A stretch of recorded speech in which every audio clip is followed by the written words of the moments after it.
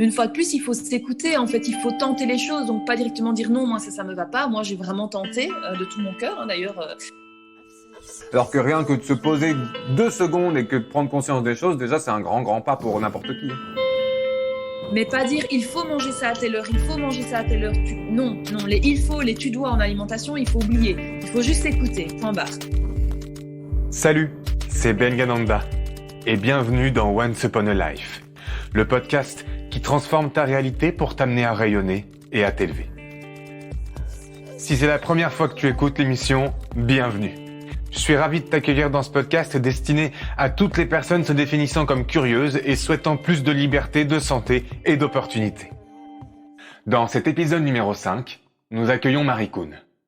Marie est sophrologue et coach en alimentation.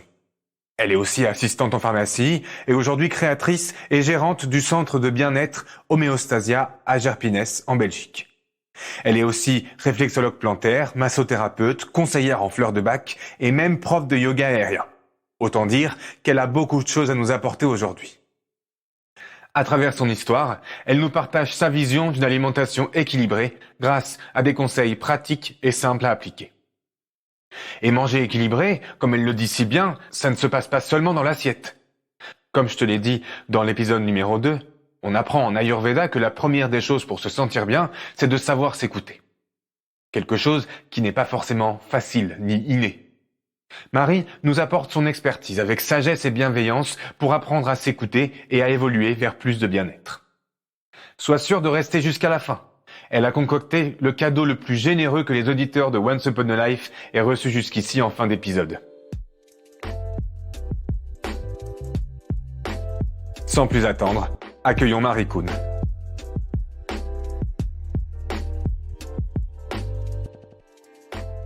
Bonjour Marie, bienvenue. Bonjour Ben, merci pour cette invitation. Avec grand plaisir, je suis très heureux de t'accueillir dans l'émission. Écoute, j'aimerais commencer en te posant une question. Et cette question c'est, quel est le dernier cadeau que la vie t'ait offert ? Quel est le dernier cadeau que la vie m'ait offert ? Écoute, c'est 5 poules, tout simplement. Depuis quelques jours, je suis propriétaire de 5 poules et c'est un vrai petit bonheur de les voir évoluer. Donc vraiment, à chaque fois que j'arrive, je suis émerveillée par ces poules et puis ces œufs frais qu'elles nous donnent tous les jours. Donc voilà, c'est un beau cadeau de la vie. Super, j'adore cette réponse. Je disais donc dans l'introduction que tu es coach en alimentation. Est-ce que tu peux nous partager ton histoire ? Comment est-ce que tu es arrivé à être dans ce domaine ? Oui, tout à fait. Écoute, mon histoire avec l'alimentation, de base, n'est pas tout à fait simple. Donc, moi, je viens d'une famille qui, de base, était obèse. Donc, vers mes 10-12 ans, on a commencé un peu à tous faire régime parce que, malgré tout, c'était une problématique dans notre famille. Et puis, moi, vers 15 ans, j'ai vécu un traumatisme qui a fait que ma façon de tenir face à ce traumatisme, ça a été de me priver d'alimentation. Donc, je suis tombée dans l'anorexie mentale, donc l'anorexie restrictive, avec de temps en temps des crises d'anorexie vomitive également. Et c'est vrai que ça a été un combat assez compliqué parce que malgré tout, on ne sort pas de cette pathologie mentale en 1 ou 2 mois. Hein. Tu t'en doutes bien, on en parle beaucoup, que ce soit sur les réseaux sociaux, même à la télé de plus en plus maintenant, on parle un petit peu de cette pathologie. C'est vrai qu'il m'a fallu le temps de me reconstruire par rapport à ça. Et puis, je dirais que moi, je me suis complètement sortie de cette pathologie quand j'avais 21-22 ans. Et en fait, je me suis rendu compte que finalement, moi, j'adorais manger, j'adorais faire à manger et du coup, j'adorais donner des conseils par rapport à ça. Et donc, petit à petit est née l'envie de me former pour devenir coach en alimentation, pour mieux connaître les aliments, mieux savoir comment les associer et surtout savoir ce qu'il était bon d'apporter à mon organisme pour qu'il puisse fonctionner. Je ne vais pas dire à la perfection parce que je ne vise pas la perfection. Comme j'ai toujours, moi, je vise à avoir 80% d'alimentation saine et puis 20% qui va être d'alimentation un petit peu plus plaisir, peut-être des choses moins équilibrées. Mais voilà, mon envie se trouvait vraiment là de me dire j'ai malmené mon corps pendant autant d'années.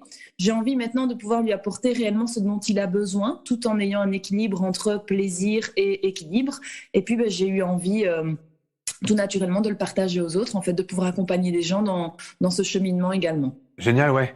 Et c'est ce qui fait, je pense, que tu es la mieux placée pour partager tout ça. T'as dû en fait trouver ton équilibre pour grandir. Disons que oui, après, j'ai pas non plus envie de dire qu'il faut forcément être passé dans les troubles du comportement alimentaire pour pouvoir Bien accompagner sûr. quelqu'un. Tu vois, dans l'alimentation, c'est parfois des raccourcis qu'on fait un peu. Ou alors, parfois, ce qui peut se passer comme raccourci, c'est une personne qui a souffert de troubles du comportement alimentaire, parce qu'il n'y a pas que l'anorexie, hein, il y a aussi tout ce qui est la boulimie, l'hyperphagie, l'orthorexie. C'est pas parce qu'on a vécu un trouble du comportement alimentaire qu'on est légitime non plus pour accompagner quelqu'un dans un cheminement de reconstruction. Il faut vraiment derrière avoir une formation et avoir des bases solides. Moi, je vais dire où je me suis trouvée avantagée, c'est que c'est vrai qu'en étant anorexique, je connaissais les calories de tous les aliments, vu que je traquais ça, donc je regardais les étiquettes. Et donc, c'est vrai que voilà, ça a été un point assez facile pour moi, évidemment, de retenir les calories et puis d'avoir une idée globale de, tiens, dans une assiette, il y a autant de calories. J'avais cet avantage-là, entre guillemets, hein, avantage, évidemment. Mais voilà, avoir des troubles de comportement alimentaire ne te rend pas légitime si derrière tu n'as pas fait une formation. Il ne faut pas faire d'amalgame non plus. Mais c'est sûr que, en tout cas, finalement, moi, je ne regrette rien de mon parcours de vie, parce que c'est finalement grâce à ce parcours que j'en suis là aujourd'hui et que je peux partager cette passion avec d'autres personnes. Ouais, au final, tu es beaucoup plus sensible. Donc, du coup, c'est ça qui te donne la légitimité, j'ai envie de dire. C'est ça, en fait. En fait, oui, clairement, c'est vrai que voilà, j'ai une empathie qui est là et puis j'ai une compréhension. Voilà, j'ai une compréhension qui est là.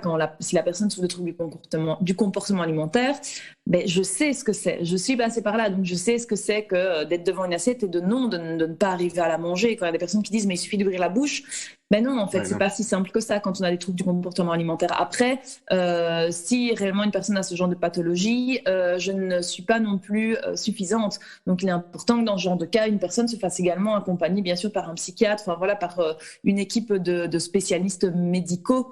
Moi, je trouve que c'est vraiment important de pouvoir travailler main dans la main, et c'est justement au sein de mon centre de santé pluridisciplinaire, c'est vraiment ce qu'on cherche, en fait, d'avoir aussi bien des médecins classiques que des thérapeutes qui pratiquent des médecines alternatives. L'idée, c'est de travailler main dans la main pour vraiment pouvoir intervenir sur les différents canaux de communication de la personne. Super. Et donc, tu es certainement la mieux placée pour me dire ce qu'est réellement un équilibre alimentaire, selon toi. Bon, la mieux placée, c'est un grand mot. Disons que moi, j'ai mon idée de l'équilibre alimentaire. Oui, après, comme je dis toujours, on a chacun un équilibre alimentaire qui va nous être propre. Donc, tu vois, si on regarde voilà, dans les études scientifiques, etc., bien souvent, je donne toujours cet exemple-là, j'ai déjà sûrement du temps parler, mais le fameux carré de chocolat, on va conseiller de le manger à 4 heures parce qu'on dit que voilà, le sucre, c'est beaucoup mieux de le manger sur le coup des 4 heures, ça va être mieux assimilé, ça va être beaucoup mieux pour la production de certaines hormones, les hormones du sommeil, les hormones de la bonne humeur. Moi, personnellement, mon carré de chocolat à 4 heures, je n'en ai cure. Mais par contre, le soir, après le souper, quand je suis posée avec ma petite tisane, là, ça me fait vraiment un grand bien psychologique. Et donc, tu vois, moi, je préfère prendre mon carré de chocolat le soir plutôt qu'à 4 heures. Donc, si tu te réfères aux livres scientifiques et aux avis des grandes pontes en nutrition, ce que je fais n'est pas bon. Mais moi, je me réfère à mon équilibre à moi et à mon rythme de vie à moi. Et donc, pour moi, c'est bon. Et donc, c'est toujours aux gens, ce que je dis, ce sont des propositions que je fais. Après, c'est à eux de voir. Après, on est bien d'accord que manger une pizza matin, midi et soir, ça reste pas sain. Hein. Évidemment. Si je parle de petites choses, mais parce que il faut vraiment pas il faut pas gober non plus à 100% ce que vous conseille une personne. Il faut toujours l'adapter à soi et à son propre désir, son propre équilibre, en fait. Donc, pour ça, c'est important aussi d'apprendre à se connaître et à s'écouter. Moi, c'est vraiment ce que j'essaye d'inculquer aux gens, c'est de leur redonner des informations de satiété aussi, parce que on vit dans une société d'abondance, donc on a l'habitude de remplir son assiette au maximum, de manger jusqu'à plus faim. Alors que finalement, ce qu'il faudrait, c'est être capable de s'autogérer, de s'autoréguler, de manger en fonction de sa faim, en fonction de sa satiété. Et ça me semble vraiment, par contre, quelque chose d'important.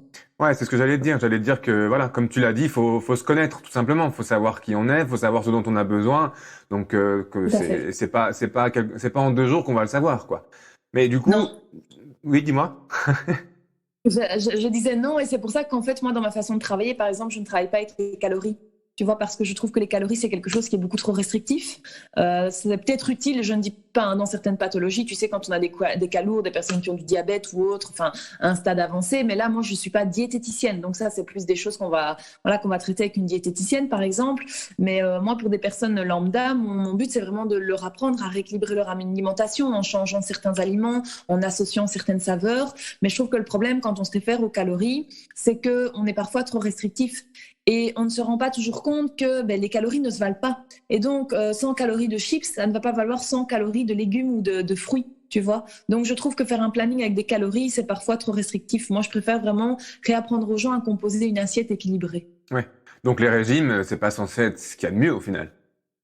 Ah moi je suis contre les régimes. En fait, moi je ne parle d'ailleurs jamais de régime. Je parle de rééquilibrage alimentaire. En fait, un régime, quand tu fais un régime, tu vas le tenir un certain laps de temps jusqu'à atteindre ton objectif. Quand tu atteins ton objectif, bien souvent les gens, qu'est-ce qu'ils font ? Ils lâchent le régime. Pourquoi ? Parce que le régime, c'est un régime, ça ne s'intègre pas à leur quotidien. Et donc ils ne mettent pas ça dans leurs habitudes. Tu sais, manger du poulet et des haricots cuits vapeur.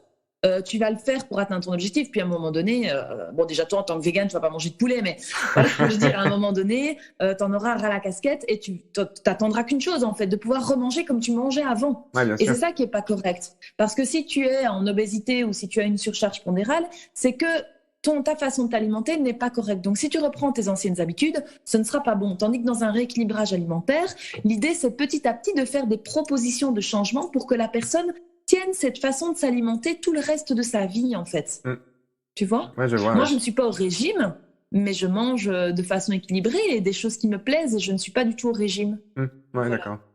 Et justement, en plus, dis-moi. Je pensais à une dernière chose, mais c'est vrai que voilà, les gens souvent ils disent qu'ils veulent perdre du poids et souvent je fais cette petite réflexion que l'être humain quand il perd quelque chose, il n'a qu'une envie, c'est de le retrouver. Donc vouloir perdre du poids, c'est pas forcément bon parce qu'inconsciemment on a l'impression qu'on perd une partie de soi, donc l'organisme va être réticent à ça. Ouais, c'est très très juste ce que tu viens de dire. Effectivement, tu as dit que j'étais végane, c'est très juste et justement c'était une question que je voulais te poser, c'est selon toi les véganes, végétariens, carnivores, est-ce que ce seraient des extrêmes dans ce cas-là ? Est-ce que ce seraient des régimes aussi ? Pour moi, oui. D'accord. Je vais peut-être pas me faire des amis. Après, je respecte toutes les façons de s'alimenter. Donc, voilà, moi, t'es végane et c'est très bien. Bien sûr, pour moi, c'est un extrême. Et pour moi, c'est une façon, c'est un régime parce que tu te prives de tout un pan de l'alimentation. Donc, pour moi, oui, c'est un régime. Mais après, moi, si la personne est bien là-dedans et qu'elle est équilibrée, voilà. Moi, là où j'ai un petit peu plus de mal, tu vois, c'est par exemple quand les ados décident de supprimer la viande, mais par respect pour l'animal, ce que je comprends et entends tout à fait. Moi-même, s'il faut mettre une étiquette, je me définis plutôt comme flexitarienne parce que, comme tu le sais, je mange encore de la viande, mais vraiment relativement peu. Ouais. Mais quand les ados ôtent la nourriture, enfin la viande, pardon, de leur assiette, souvent ils vont remplacer par des steaks végétariens, des saucisses végétariennes. Donc en fait, ils ne font que prendre le morceau de viande qui remplace par un espèce d'équivalent industriel végétarien.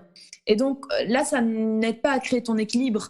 Il vaut vraiment mieux se faire des chouettes assiettes végétariennes, alors en associant des céréales, des légumineuses, découvrir d'autres saveurs, pourquoi pas goûter du tempeh, du sétan, ce genre de choses, du corn.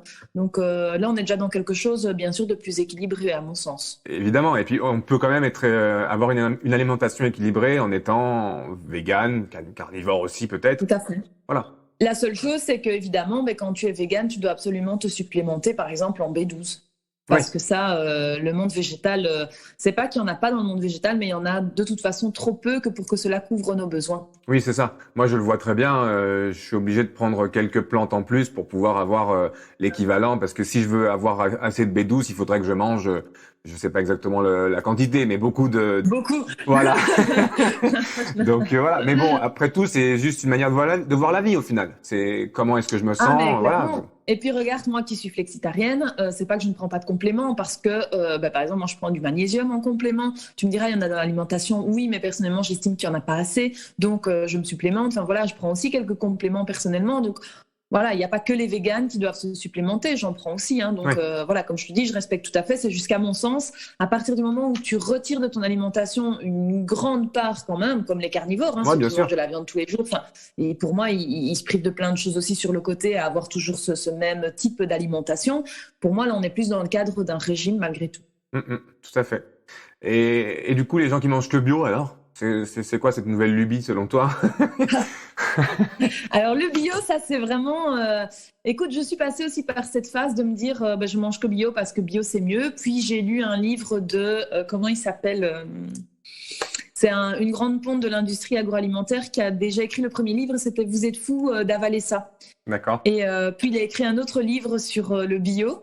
Et en fait, tu te rends compte que finalement, le bio, c'est devenu du marketing aussi. Quand tu trouves dans des magasins, pour ne pas les citer, style Aldi, Lidl, quand tu trouves des produits bio à 99 centimes, tu te dis quand même qu'il y a un petit souci. Comment est-ce que c'est possible d'avoir une alimentation bio à des prix aussi bas? Je dis pas qu'il faut forcément payer 5 fois plus cher, mais voilà. Donc c'est vrai que le bio, maintenant, je dirais que personnellement, j'y vais avec des pincettes. Je suis pas forcément une adepte du bio. Moi, j'essaye d'acheter tout près de chez moi. Tu vois, j'ai la ferme près de chez moi, donc c'est ce qu'ils appellent une culture raisonnée. Ça veut dire qu'ils utilisent le moins de pesticides possible. Il y en a encore un petit peu, à mon avis, mais c'est le moins possible. Et je me dis, c'est tout près de chez moi. Ici, c'est la saison des fraises. J'ai une dame qui cultive des fraises à 5 minutes à pied, donc je vais les chercher là. Donc voilà, je dirais que j'essaie de faire de mon mieux pour manger de saison, manger près de chez moi. Mais maintenant, ça devient compliqué aussi parce que tu vois, par exemple, le quinoa, j'essaye maintenant de l'acheter belge parce qu'on a la chance ici en Belgique, il y a une ferme pas loin qui fait son propre quinoa, parce que sinon, quand tu regardes le trafic que c'est devenu le quinoa, malheureusement, au final, quand tu commences un petit peu à gratter, mais tu te dis, mais en fait, qu'est-ce que je peux manger? Et en fait, l'idéal, en fonction du pays où tu vis, c'est de manger ce qu'on cultive dans ton pays. Mais donc, nous, ça voudrait dire en Belgique qu'on devrait bouffer des patates tous les jours, parce qu'on ne cultive pas de riz chez nous, tu vois. Mais donc, je pense qu'une fois de plus, il ne faut pas être trop restrictif et il faut se dire, on vit quand même avec toute cette technologie, tout ce monde qui nous entoure. Il faut essayer de créer un juste milieu, en fait, et de ne pas exagérer. Donc, parce que moi, personnellement, mange des pommes de terre tous les jours. Il y a des pâtes belges. Ah bah. Ça me sauve la vie. Ça devient vite anxiogène aussi de toujours devoir se poser la question de comment, pourquoi. Enfin, c'est important de savoir d'où ça vient et de ce qu'on mange, mais après. Voilà. Disons qu'au final, ça peut devenir hyper angoissant. Tu sais, c'est comme les avocats. Je voyais encore le reportage. Comment il s'appelle? Tu sais, le français. Il y a un Français qui est très très investi justement pour la lutte contre le mal fait aux animaux, le mal fait aux êtres humains. Comment il s'appelle celui-là? Il a écrit un bouquin d'ailleurs, Sur le front. D'accord. Son livre, c'est Sur le front. Et ici, il a fait justement tout un reportage sur la culture des avocats. Mais écoute, en fait, ça fait peur parce que les avocats, les paysans, pour défendre leur champ, ils sont avec des kalachnikovs, avec des fusils, et tu te dis, mais enfin, où est-ce qu'on en est, quoi, pour le plaisir de manger un avocat? Et j'avoue, j'adore les avocats. Donc déjà, par rapport à avant, j'en mange déjà beaucoup moins. Puis j'ai vu ce reportage, je me dis, je vais vraiment encore essayer de réduire. Il paraît qu'il y en a bio de Corse, donc c'est déjà un peu plus près. Ouais. Je ne sais pas si j'arrive jusqu'à notre petite Belgique. Il faudrait que je regarde. Après, il ne faut pas non plus tomber dans une orthorexie. Donc moi, je dis toujours, j'essaie de faire de mon mieux, mais je ne cherche pas la perfection parce que j'ai pas envie de... j'ai déjà beaucoup connu, je pense que par le passé, je me suis déjà pas mal malmenée et j'ai pas envie de tomber dans cette orthorexie, donc j'ai envie malgré tout si j'ai envie d'un avocat, je vais pas m'en priver non plus, comme je te dis, j'essaye de le manger en conscience et de ne pas en acheter toutes les semaines, donc vraiment je fais attention à ça, mais il m'arrive encore d'en manger, donc voilà. Ouais, moi aussi, même si effectivement les avocats, il faut 10 000 litres d'eau pour pouvoir en fabriquer 1 kilo, quoi, c'est assez énorme. Ah mais...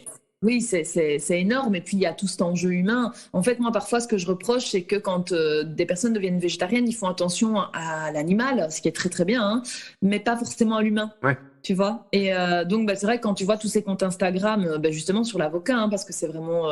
c'est un effet de mode aussi, sur Insta, les avocats. Alors oui, c'est bien, tu brandis ton drapeau de végétarien, mais à côté de ça, l'être humain, là derrière, qu'est-ce que t'en fais, en fait? Parce qu'il y a un vrai trafic d'êtres humains derrière la culture d'avocat. Donc c'est des réflexions que j'amène parfois les gens à faire. Ouais. Ça me fait penser aussi à une dame qui s'appelle Irène Grosjean.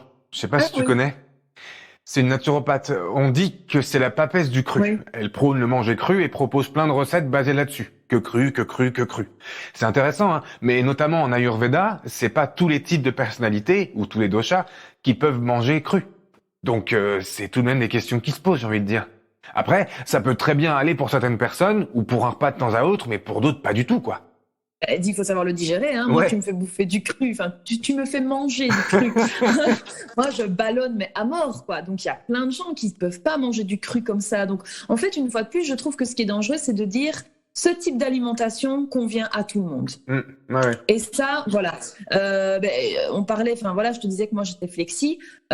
J'ai tenté d'être végétarienne. Je l'ai fait pendant quelques mois avec mon mari. On avait vraiment supprimé même tout ce qui était saumon, etc. Parce qu'on aime bien le saumon fumé ou la truite. Voilà, pour les oméga 3 que ça nous apporte. La truite, tu vas en prendre de la truite belge, donc voilà. Mais on avait supprimé et donc je mangeais beaucoup plus de légumineuses entre autres. Et en fait, moi j'étais super mal. Donc je me suis retrouvée à être hyper ballonnée, à pas être bien. Je digérais plus du tout. Donc c'était, je me levais, j'avais pas faim à midi, j'avais pas faim. Donc j'ai même fait des examens parce que voilà, mon mari est médecin, donc il m'a fait faire des différents examens.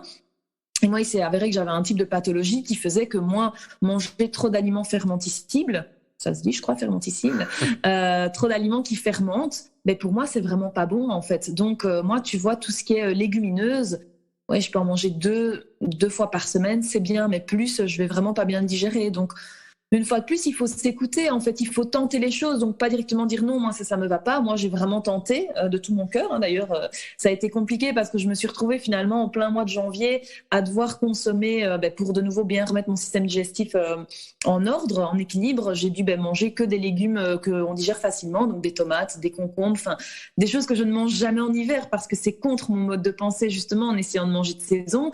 Et je pouvais pas manger tout ce qui était chou, tout ce qui était brocoli. Donc là, ça a vraiment été très, très compliqué pour moi. Et du coup, pour rééquilibrer, j'ai quand même mangé un petit peu plus de viande, tu vois, vu que je mangeais plus du tout de légumineuses. Ouais. Donc, voilà, écoute, au départ, j'avais du mal. Quand j'ai eu tout mon nouveau planning, on va dire, alimentaire, au début, c'était un peu intense. Puis je me suis dit, ça va, je vais faire ça pendant 1 mois, histoire de remettre des choses en place. Et puis maintenant, voilà, je suis nouveau dans un équilibre de flexitarienne. Mais il faut s'écouter, en fait, avant toute chose, parce qu'un organisme n'est pas l'autre. Et donc, moi, la seule phrase pour laquelle j'emploie le verbe c'est il faut s'écouter. Mais pas dire il faut manger ça à telle heure, il faut manger ça à telle heure. Non, les il faut, les tu dois en alimentation, il faut oublier. Il faut juste écouter, point barre. Donc prendre des renseignements à droite à gauche, écouter bien sûr des professionnels ou autres, et puis en fonction faire son propre équilibre alimentaire.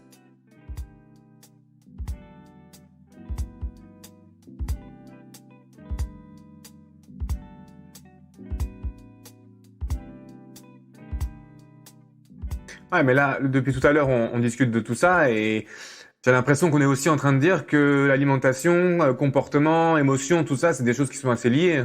Ah, mais complètement. Effectivement, c'est vrai, tu fais bien d'en parler. Oui, l'alimentation est complètement liée à nos émotions. Enfin, ça, j'en suis intimement convaincue. Donc, il y a notre équilibre pour que notre organisme fonctionne. Et puis, il y a l'équilibre pour que notre psychologique fonctionne aussi, parce qu'on doit nourrir notre mental. Il n'y a rien à faire. Combien de personnes n'ont pas déjà remarqué que quand ça ne va pas, quand elles sont tristes, elles mangent plus, ou au contraire, elles mangent moins. Il y a des gens, quand ils sont stressés, ils vont se goinfrer. Et d'autres, au contraire, ils vous diront, non, moi, quand je suis stressée, je ne sais rien manger du tout. C'est fermé, quoi. Il y a plus rien qui peut passer. Donc, effectivement, c'est intimement lié. Donc, je pense qu'avant toute chose, rééquilibrer son alimentation, oui, c'est bien, mais si on est vraiment dans un déséquilibre, il faut aussi se questionner un petit peu, se dire, ok, comment je me sens pour le moment ? Qu'est-ce qui se passe dans ma vie ? Comment je me sens dans ma vie ? Est-ce que je suis bien ? Est-ce que je me considère heureuse ? Est-ce qu'il me manque des choses dans ma vie ? Faire une introspection de soi, en fait, rééquilibrer son assiette, si vraiment on veut le faire en profondeur, ça met en jeu plein de plans différents, en fait, pas juste l'aliment. Ouais, carrément. Et notamment en Ayurveda aussi, quand on parle d'alimentation, certes, mais on parle aussi de respiration, de méditation peut-être, mais en tout cas de relaxation, voilà, des choses qui nous font du bien d'abord, et ensuite on va se faire du bien aussi en mangeant, quoi. Regarde, tu parles de respiration, je veux dire, dans notre société à l'heure actuelle, combien de personnes respirent et mangent en conscience ? La pause de midi, tu l'as fait avec ton GSM, tu regardes tes stories Instagram, tu regardes Facebook en mangeant ton sandwich que tu as été acheté parce que tu n'as pas le temps de le faire le matin. Le soir, ceux qui ont des enfants, et je comprends, tu as tout le fourmillement autour, et donc les mamans ou les papas mangent vite tout en donnant la bouchée au petit dernier. Mais donc, à quel moment est-ce que finalement tu respires quand tu manges ? À quel moment est-ce que tu prends conscience de ce que tu as mis dans ton assiette ? À quel moment est-ce que tu savoures ? Donc, c'est vrai que c'est le gros problème de notre société à l'heure actuelle, c'est qu'on fait toujours plein de choses en même temps. Et comment est-ce que tu veux que, si tu manges en regardant ton GSM, par exemple, comment est-ce que tu veux que ton organisme il intègre réellement le fait que tu manges ? Alors après, attention, je suis là en train de parler avec toi. Je ne suis pas parfaite non plus. Ça m'arrive plus souvent qu'à mon tour de le faire. Mais voilà, déjà le fait d'en avoir conscience, malgré tout, tu sais, du coup, si je dîne et que j'ai mon GSM en main, je me dis, bon, ok, c'est vraiment pas bien, Marie, ce que tu fais. Tu vois, je le sais, j'en ai déjà conscience. Donc voilà, après, je suis comme tout le monde, hein, voilà, on court un peu partout, c'est pas toujours évident, mais c'est vrai que j'essaye au moins pour le déjeuner, le souper, de vraiment être posée. Bon, en plus, souvent, ce sont des repas que je prends avec mon mari. Et donc, on essaye de se poser, d'être tous les deux. Mais c'est vrai que la tentation est forte, hein, malgré tout, vu qu'on est dans une société où on est tout le temps sollicité. On a l'impression, finalement, qu'on est indispensable. Et en quelque sorte, ça nourrit notre ego, hein. On ne va pas se mentir non plus. Hein. Moi, je dis, faut toujours être capable de voir le bénéfice que nous apportent certaines situations, malgré tout. Si on continue de le faire, c'est que ça vient nourrir quelque chose chez nous. Hein. Donc, voilà. Ouais, tout à fait. Mais voilà, le premier pas, c'est déjà d'en prendre conscience. Parce qu'il y a peu de personnes qui en prennent conscience, tout simplement, quoi. Il y en a plein qui ont des œillères. C'est comme ça que je le vois, moi, qui ont des œillères, ils marchent dans la vie et puis ils se posent pas de questions, quoi. Alors que rien que de se poser 2 secondes et que de prendre conscience des choses, déjà, c'est un grand, grand pas pour n'importe qui. Hein. Oui, parce qu'au final, en fait, malgré tout, tu sais, moi, le fait qu'évidemment, j'en ai conscience, mais j'ai toujours cette petite voix. Si je ne respecte pas et que je ne mets pas mon GSM de côté, j'ai cette petite voix qui me dit, Marie, c'est pas bien, tu ne devrais pas. Tu dis aux gens de ne pas le faire et tu le fais. Donc, tu sais, à un moment donné, tu dis, oui, bon, ok, ça va, je vais le mettre de côté. Tu as ce petit combat intérieur. Et donc, voilà, malgré tout, en prendre conscience, comme tu dis, c'est un premier pas, mais qui est super important parce que c'est de ce pas que vont découler tous les autres. Ouais, tout à fait. Puis après, moi, je parle de cercle vertueux où si je me sens bien, je mange bien. Et si je mange bien, je me sens bien. Et puis après, les choses avancent d'elles-mêmes, quoi. Et toutes seules. Ou presque. Ouais, complètement. Et du coup, on parle C'est comme pour tout, hein. Ah tout à fait. En fait, c'est la mise en place d'une routine en quelque sorte, sans avoir quelque chose de forcément trop strict, mais c'est une habitude pour moi de se dire, voilà, c'est parce que là on est sur l'exemple du GSM, mais c'est une habitude de se dire non, voilà, je ne l'allume pas dès que je me lève. Pareil, si on se rend compte qu'on est accro au sucre, si on revient sur l'alimentation, c'est essayer par exemple de reculer le plus possible le moment où on va manger notre premier aliment sucré. Et donc, petit à petit, ça va être une habitude. On ne vise pas directement la perfection. Tu sais, moi, ça m'effraie quand je vois les gens qui ont une alimentation qui est hyper sucrée et puis qui se lancent dans un challenge 0 sucre pendant 30 jours. Je me dis, oula, ils vont passer de tout à rien. C'est très en vogue, hein, ces trucs sans sucre. Mais, enfin, je veux dire, combien de gens tiennent réellement ? Est-ce que c'est réellement nécessaire de passer de tout à rien? C'est comme toi, tu m'as déjà dit que tu n'étais pas passé de carnivore à vegan du jour au lendemain. Ouais, tu as pris un petit peu le temps, tu es d'abord devenu végétarien, puis tu es devenu vegan. Il y a eu une évolution, une conscientisation, et voilà. Et donc, quand je vois ces challenges qui, soi-disant, en 30 jours te promettent une libération du sucre, etc., mais moi, en fait, ça me fait peur, tu vois, tous ces extrêmes. Ouais, je comprends. Et du coup, on parle d'émotions là maintenant, et je disais aussi que tu es conseillère en fleurs de bac. Tu peux nous donner un petit peu le lien entre émotions et fleurs de bac, justement? Alors, en fait, oui, hein, les fleurs de bac, ce sont des élixirs floraux qui permettent de réharmoniser des émotions qui sont en déséquilibre. Alors, c'est quelque chose de tout à fait naturel. Donc, ce qui est pratique, c'est qu'on peut donner ça aussi bien aux enfants, aux femmes enceintes, aux personnes plus âgées. On peut les prendre pendant le repas, en dehors du repas. Il n'y a pas de risque de contre-indication ou d'effet indésirable. Et en fait, quand je dis que ça vient réharmoniser une émotion qui est en déséquilibre, ça veut tout simplement dire que ça permet de remettre la balance à niveau, en quelque sorte. Donc, mettons, tu as par exemple la fleur de bac qu'on appelle cherry plum. C'est pour tout ce qui est débordement émotionnel. Donc, tu sais, c'est quand on a cette cocotte de pression et là, on est sur le point d'explosion, quoi. On n'en peut plus. Ça peut être un petit peu comme... pour des personnes, par exemple, qui, si on veut en revenir aux troubles du comportement alimentaire, par exemple, des personnes boulimiques, donc qui a cette envie de manger, puis à un moment donné, la capsule, elle pète et tu te rues sur tout ce qui te passe sous la main, sous les yeux. Ouais. Cherry Plum, ça peut aider, en fait, à ne pas atteindre, si tu veux, ce point de pression. Donc, c'est pas magique, hein, c'est pas en une goutte, ça va pas marcher directement, mais c'est vraiment quelque chose qui permet d'agir en douceur. Alors, moi, je dis toujours aux gens, pour conseiller des fleurs de bac, c'est un travail d'équipe. Pourquoi ? Parce que moi, j'ai la connaissance des fleurs. Donc, il faut savoir que les fleurs, il y en a 38 différentes. Donc, il faut... En fait, avec ces 38 fleurs, le docteur Edouard Bach, parce que c'est un médecin qui a mis ça au point, estime qu'on peut vraiment retrouver toutes les émotions que sont susceptibles de rencontrer l'être humain. Donc, c'est pour ça qu'il y en a 38. Et en fait...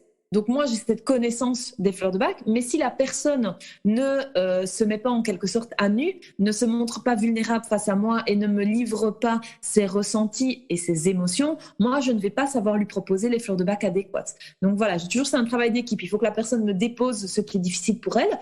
Moi, je lui fais des propositions de fleurs de bac, et puis en fonction, elle me dit, bah oui, là, ok, ça va, Marie, oui, effectivement, c'est correct. Ou au contraire, bah non, écoute, là, Marie, t'as pas du tout compris ce que je voulais te dire. On va recommencer. Je vais te réexpliquer avec d'autres mots. Il faut vraiment que ce soit bien précis, ce qu'on choisit au niveau des fleurs de bac. Et puis moi, je dis, les fleurs de bac, c'est comme quand on épluche un oignon. T'as la première couche, ce qui te semble, tu sais, le plus évident. Et puis après, au fur et à mesure que ça va mieux, tu descends de plus en plus au cœur de l'oignon, donc au cœur de toi-même. Bon, je ne sais pas si la comparaison, c'est parce qu'on est dans l'alimentaire aussi, hein, donc écoute, je fais des efforts, hein, Ben. Et donc au fur et à mesure que tu retires les grosses couches, tu te rends compte que tu te rapproches vraiment de ce qui est essentiel pour toi. Tu sais, les gens, ils emploient souvent des mots bateaux, donc je manque de confiance en moi, j'ai peur de l'inconnu. Et puis au final, si tu vas gratter un petit peu, tu te rends compte qu'il y a d'autres choses derrière, en fait. Ouais. Et donc c'est ça qui est intéressant dans le travail avec le flow back, c'est d'aller un petit peu plus en profondeur et d'aller vraiment cibler ce qui est vraiment difficile pour la personne. Ouais. Intéressant. Et qu'est-ce que tu dirais aux personnes qui sont un peu sceptiques comment est-ce que ça marche? Est-ce que ça a un lien, par exemple, avec les huiles essentielles ou... Non. Alors, autant les huiles essentielles, justement, tu as des études scientifiques qui sont faites pour les huiles essentielles qui prouvent leur efficacité. D'accord. Les médicaments, pareil, tu as des études scientifiques, évidemment, qui sont faites. Les fleurs de bac, il faut savoir que ça fait plus de 100 ans que ça existe et qu'il n'y a jamais aucune étude scientifique qui a été faite parce que, en fait, ils estiment qu'ils n'en ont pas besoin parce que ça coûte très cher. Et en fait, ça fait 100 ans que le bouche à oreille est suffisant et que les effets remarqués sont suffisants pour donner envie aux gens de tester. Alors, je ne sais pas si tu connais l'homéopathie, bien sûr. mais je dirais que les fleurs de bac, c'est un petit peu comme l'homéopathie. Ça agit au niveau vibratoire. Donc, contrairement à, par exemple, un dafalgan, je ne sais pas, vous avez un dafalgan en France? Ouais, on a ça aussi, ouais. Un dafalgan, quand tu fais plus de 50 kilos, on va te conseiller d'office d'en prendre 1 gramme. Sinon, l'effet ne sera pas suffisant. Les fleurs de bac, c'est pas ça. C'est la même posologie pour tout le monde parce que ça agit réellement au niveau vibratoire. Donc là, il faut que les gens aient une certaine ouverture d'esprit. Mais moi, je dis toujours aux gens, je dis, qu'est-ce que ça fait si vous en prenez et qu'au pire, ça ne fonctionne pas? Rien. Donc, quel est le risque? Qu'est-ce qui fait que vous n'auriez pas envie de tenter? Voilà. Après, la personne est toujours libre de dire oui ou de dire non. Mais c'est comme pour tout, tu sais, des sceptiques, il y en aura dans tout. Des gens fermés, il y en aura toujours. Moi, je n'impose jamais rien. Tu sais, je ne suis pas du style... Parfois, tu as des gens, quand ils découvrent un nouvel outil, que ce soit en développement personnel ou que ce soit les fleurs de bac, ils ont envie d'imposer cet outil à tous leurs amis, à toutes leurs connaissances. Quand il y a un repas de famille, ils ne parlent que de ça. Moi, non, en fait. Vraiment, je ne suis pas du tout là-dedans. Moi, je laisse les gens venir à moi, en fait, s'ils ont des questions. Et je trouve que du coup, dans ce sens-là, ça va beaucoup mieux parce qu'en fait, je ne viens rien proposer, je ne viens rien imposer. Je viens juste, voilà, si la personne a des questions, j'y réponds avec plaisir, en toute bienveillance, même via mon compte Instagram. J'ai des personnes qui voient ce que je fais et du coup, elles viennent me poser des questions. Mais je ne dis jamais que c'est la meilleure méthode du monde parce que ça dépend, c'est propre à chacun. Tout comme le coaching en alimentation. Il y a des personnes chez qui ça va très bien fonctionner. Puis il y a des gens, il n'y a rien à faire. Ils auront besoin d'avoir un grammage bien type, ils auront besoin d'avoir des calories bien type. Ça, c'est... Une fois de plus, c'est propre à chacun. Mais moi, je dis toujours, si on n'est pas bien, si on sent que ça ne va pas au niveau émotionnel ou autre, pourquoi ne pas tenter? Voilà. Et donc, finalement, si la personne ne veut pas, qu'elle se pose des questions, si elle a envie de faire un cheminement personnel, de se poser la question de dire, mais tiens, pourquoi est-ce que je suis réfractaire à ce genre d'aide? Pourquoi est-ce que j'ai besoin que tout soit carré et prouvé scientifiquement pour oser me lancer? Ça, pour moi, voilà, c'est vraiment propre au cheminement de la personne, tu vois. Ouais, je vois. Sur moi, les fleurs de bac, ça marche plutôt bien. Et il paraît que ça marche pas pour tout le monde. Je prends par exemple, j'ai ça juste là, Rockwater, qui me permet de simplement me mettre moins la pression. Et c'est vrai que quand je commence à travailler et que j'arrive pas à me concentrer, que je me mets trop sur les épaules, je vais prendre ça et au bout d'1 heure, je me dis, mais en fait, ça va mieux. C'est très subtil, mais ouais, je trouve ça assez fascinant, j'ai envie de dire. Oui, en fait, il y a des gens, effectivement, chez qui ça ne fonctionne pas. Donc, c'est tout à fait OK. Moi, je le dis toujours aux gens. Il y a des gens qui sont moins réceptifs que d'autres. C'est tout à fait OK. Mais voilà, comme tu dis, toi, ça fonctionne bien. Et souvent, je dis, soit ça fonctionne et ça fonctionne vraiment bien, soit, malheureusement, ça ne prend pas. Et voilà. Et alors, c'est que la personne n'est pas réceptive et on essaye d'autres choses. On essaye des huiles essentielles. Enfin, moi, je ne suis pas à court d'outils. Donc, tant que la personne est demandeuse et qu'il y a une réelle volonté, je serai vraiment là pour l'accompagner. Si je sens que de l'autre côté, je suis face à un mur ou autre, moi, je ne suis pas là pour perdre mon énergie, tu vois. Ouais. Donc, voilà. Et Rockwater, moi, j'aime beaucoup la symbolique de cette fleur de bac parce que Rockwater, c'est la pierre et c'est l'eau. Et en fait, Rockwater, de base, c'est une fleur de bac qu'on donne quand la personne est très carrée, tu vois. D'accord. Et en fait, cette fleur, elle permet d'arrondir les angles. Pourquoi? Parce que l'eau, à force de s'écouler sur la roche, Ok. Elle rend la roche un petit peu moins carrée. Tu vois, ça arrondit un petit peu les bords de la roche. Donc voilà, j'aime bien la signification de cette fleur. Carrément. Beaucoup de belles choses aujourd'hui. C'était très très riche comme épisode. Merci beaucoup Marie. J'étais très heureux de t'avoir eu avec moi. Et il paraîtrait donc que tu aurais une belle surprise pour nos auditeurs aujourd'hui.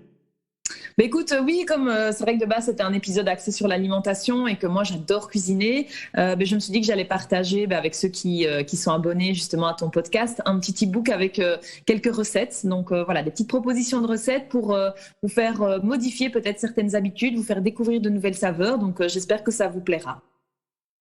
Merci beaucoup Marie. Un e-book entier, c'est très généreux de ta part. Si toi aussi tu veux avoir accès à ce cadeau, et ça sans même avoir à renseigner ton adresse mail, tu peux le récupérer sur les notes de l'épisode et sur mon site internet à bengananda.com/5. Merci encore Marie. Peux-tu nous partager tes réseaux sociaux? Où est-ce que les auditeurs peuvent te retrouver? Oui, bien sûr. Donc, moi, je suis sur Instagram, donc Marie C, donc C qui est la première lettre de mon nom. Je suis également sur YouTube, donc je fais des petites vidéos sur le développement personnel. Donc là, la chaîne YouTube, c'est le nom de mon centre de santé pluridisciplinaire, donc c'est Centre Homéostasia. Et puis, je suis sur Facebook, sur le même nom, Marie C également. Et de toute façon, toutes ces infos sont aussi présentes dans la description de l'épisode. Écoute Marie, je te remercie encore. C'était vraiment un grand plaisir de t'avoir parmi nous et j'espère à très bientôt. Écoute, merci beaucoup à toi Ben. C'est vrai que c'est chouette de pouvoir échanger comme ça sur ce genre de thème. Moi personnellement, ça me passionne et donc avoir des gens comme toi qui sont aussi passionnés par ça et puis qui sont ouverts d'esprit, c'est vraiment un plaisir. Donc vraiment merci. Génial, merci à toi. À très bientôt. À bientôt. Au revoir. Quel épisode? Je sais pas pour toi, mais pour moi, c'est passé super vite. J'avais encore plein de questions à lui poser pour l'antenne, mais je les garde pour la suite. Marie reviendra dans l'émission bientôt. Alors, si tu as des questions, n'hésite pas à lui envoyer un message directement sur Instagram ou alors à mettre un commentaire dans la description de l'épisode. Et n'oublie pas, Marie t'a concocté un e-book de recettes végétariennes que t'as pas envie de manquer. Tu as les pancakes à la courgette, les gaufres de courgette et du haut de houmous, la soupe thaï, la tarte pomme banane et son granola tout chocolat, et j'en passe. Tu peux aller récupérer ça à bengananda.com/5. J'en profite aussi pour te rappeler de rejoindre le clan des curieux. Si t'es pas encore inscrit, tu te demandes certainement ce que c'est. Le clan des curieux, c'est mon groupe de partage privé qui réunit tous les initiés au plaisir et à l'épanouissement. Dans ce cercle, j'aide toutes les semaines les inscrits à s'élever de façon captivante et à dévoiler tout ce que le monde et nos propres corps ont à nous offrir. Découvre des idées inspirantes et des conseils pratiques. Nous grandissons ensemble à travers notre nature profonde. Et tout ça selon l'Ayurveda. À l'inscription et dès le premier email, tu recevras ton pack découverte. Avec le guide des 4 applications qui augmentent ta capacité à être conscient, ta créativité et ta productivité. Tu auras accès aux 4 applications que j'utilise tous les jours et qui m'aident moi aussi à garder le cap et à vivre au meilleur de moi-même. Et ce n'est pas tout, tu auras aussi la possibilité de télécharger l'enregistrement d'une méditation marché que j'ai enregistrée spécialement pour le pack découverte du clan des curieux. Et oui, tu as bien entendu, il n'est pas nécessaire de rester assis pour méditer. Dans cet enregistrement, je te guide pas à pas à marcher avec moi, en conscience. J'espère que cet épisode t'a plu. Si c'est le cas, n'hésite pas à laisser un commentaire sur ta plateforme d'écoute préférée. Ça aidera grandement l'émission à se faire connaître et à toucher le plus de personnes possible. Il ne me reste plus qu'à te souhaiter une très belle journée, une merveilleuse semaine et à la semaine prochaine pour un nouvel épisode. Et comme on dit, namasté.